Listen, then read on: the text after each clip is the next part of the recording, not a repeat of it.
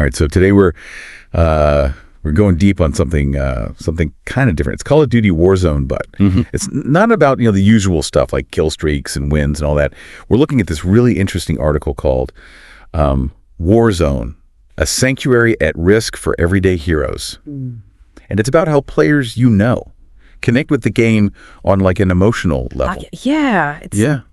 It's fascinating how they use this story of John and Sarah, just two everyday people who play the game, to show that connection. Yeah, like it really paints this picture of their daily lives.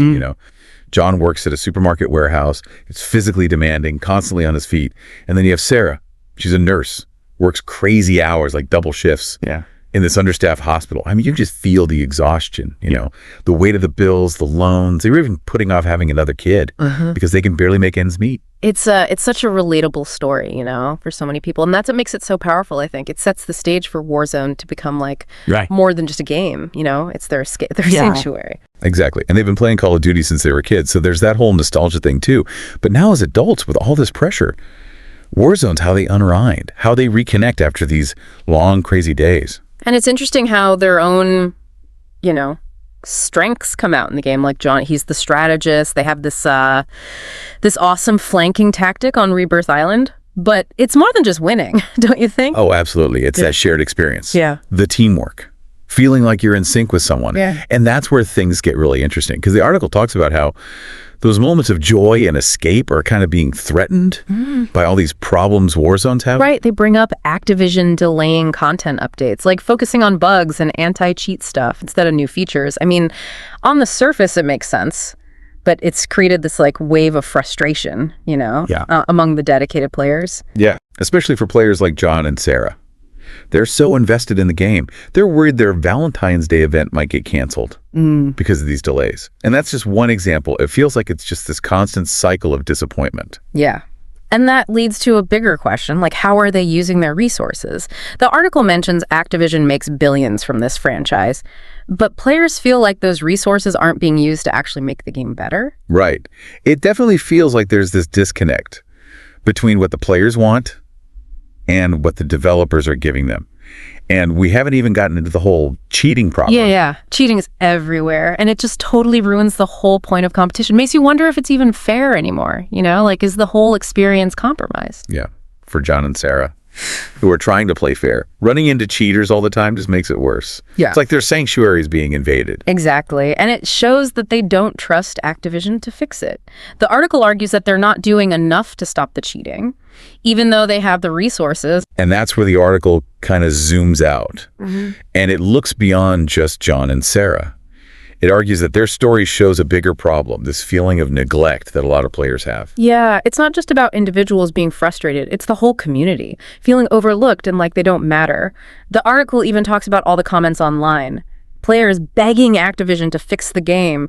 It's like a cry for help from a passionate community who feel like no one's listening. And you could feel how urgent it is. They're not just complaining. They're worried that the game they love is going downhill. Yeah, and that brings us to the consequences that the article talks about. We're talking about loss of trust, profits going down, and ultimately the game dying. It's a pretty bleak picture. What could happen if Activision doesn't fix things? Like a cautionary tale. Even a huge game like Warzone could fail. Yeah. If they lose the trust of their players. And the article really makes you think about the impact on people like John and Sarah, who depend on this game for way more than just entertainment. It really brings it home. Their story shows that there are real people behind these usernames, people looking for connection and a break from real life in a world that's becoming more and more unstable. And it brings up a really interesting point. If a game can be a sanctuary, a place where people go to escape the stress of the world, what does that say about the world we live in? That's a good question. It makes you think about the need for safe spaces, online and offline. Are people turning to these virtual escapes because real life is just too much, looking for comfort and connection in these digital communities? And if that's true, then it raises the question of responsibility. What responsibility do game developers have to make their games healthy environments, especially when players are so invested, emotionally and financially? Yeah, the article talks about that, about how players like John and Sarah are putting their money into Warzone, battle passes, bundles, cosmetics. They're not just casual players, they're committed to this community. And they're not getting what they paid for. at least not all the time. That sense of betrayal really comes through, this feeling that Activision is choosing profits over his players. And that power imbalance is a big problem. The article highlights how players feel powerless. Like no one's listening to them. It's like David and Goliath, this giant corporation that doesn't care about its community. Yeah, you can really see that frustration in the comments, this desperation for someone to listen and do something before it's too late.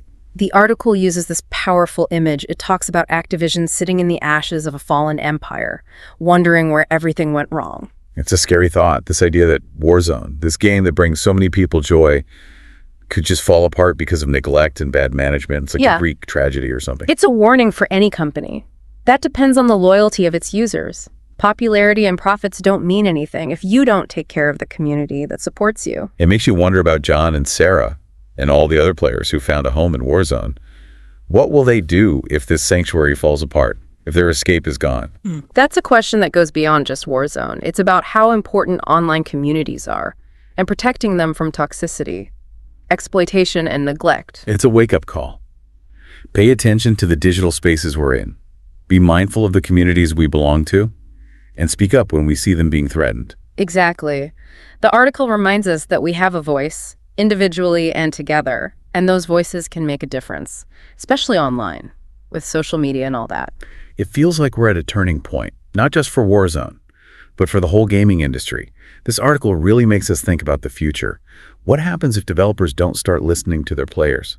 It's definitely a call to action. The article ends with this powerful statement.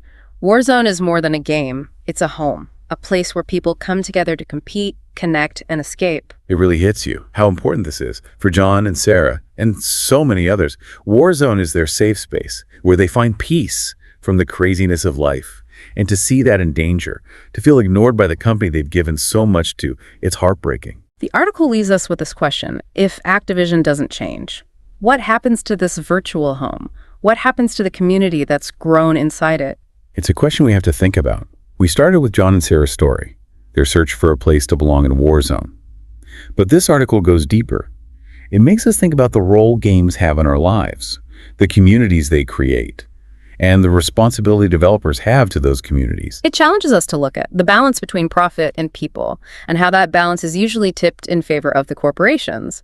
But it also reminds us that players have power, and we can use our voices, especially now with online communities and social media. So what do we take away from all this? This image of John and Sarah, controllers in hand, looking for escape in a world that reflects their own lives, with all the good and bad. And we're left with this challenge, to understand how important these digital spaces are, to demand more from the companies that make them, and to fight for the communities that make them special. If this deep dive made you curious, I recommend checking out the whole article. It's called Warzone, a sanctuary at risk for everyday heroes. Read it, think about it, and let's keep talking about it, because the future of these online spaces depends on what we do, the voices we raise, and the choices we make. It makes you think, The article paints a pretty dark picture of what could happen if Activision ignores this stuff. Yeah. It's almost like a warning, this idea that even a massive game like Warzone could fall apart if it loses its players' trust. And it really makes you think about the impact on people like John and Sarah, who get so much more from the game than just fun. Totally. It reminds us that these aren't just usernames. There are real people behind them, looking for connection and a break from reality in a world that's getting more and more unstable. And it brings up a really interesting question the article asks. If a game can be like a sanctuary, a place to escape all the pressures of life, what does that say about the world we live in? That's a deep one.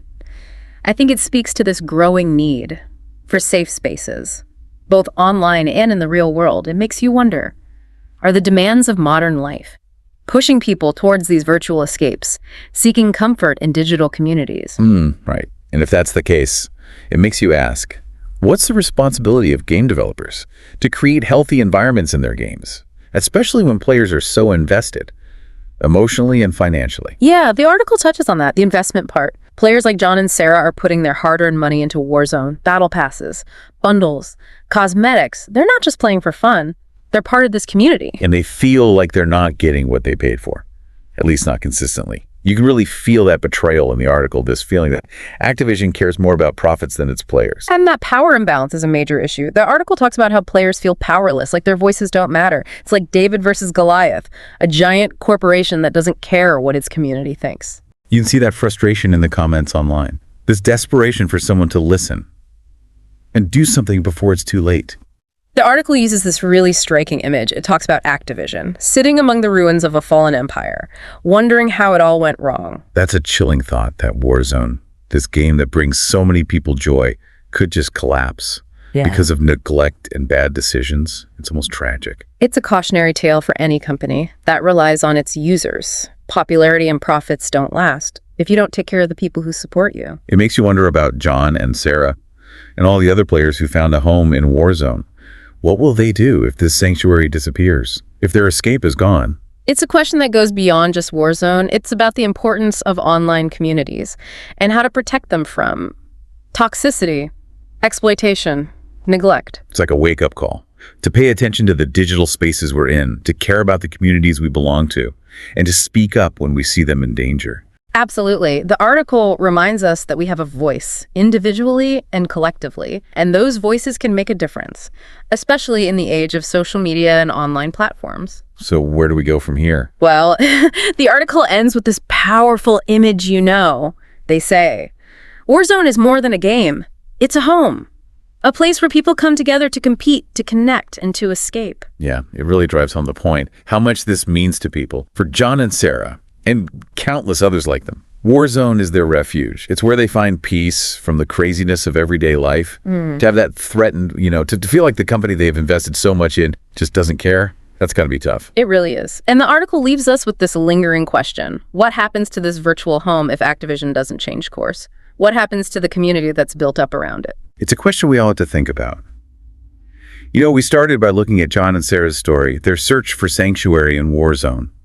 But this article takes it further. It makes us think about the role games play in our lives, the communities they foster, and the responsibility developers have to those communities.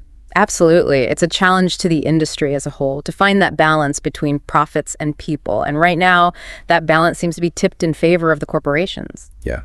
But the good news is, players have a voice, and we can make it heard, especially with social media and online communities. Exactly. We have the power to demand better. So what have we learned today?